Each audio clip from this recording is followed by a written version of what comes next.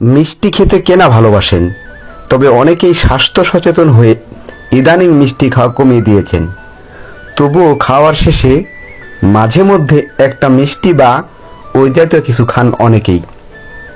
খাওয়ার শেষে এই মিষ্টি খাওয়ার অভ্যাস কি শরীর স্বাস্থ্যের পক্ষে ভালো, নাকি এই অভ্যাস স্বাস্থ্যের পক্ষে ক্ষতিকর?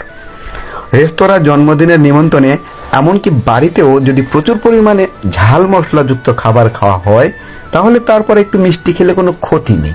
বিশেষজ্ঞদের মতে তেল মশলাদার খাবার খেলে অ্যাসিড ক্ষরণের পরিমাণ বেড়ে যায়।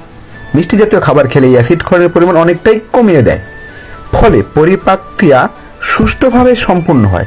তাছাড়া অতিরিক্ত তেলে ভাজা খাওয়ার পর শরীরে রক্তচাপ অনেকটাই কমে যায়।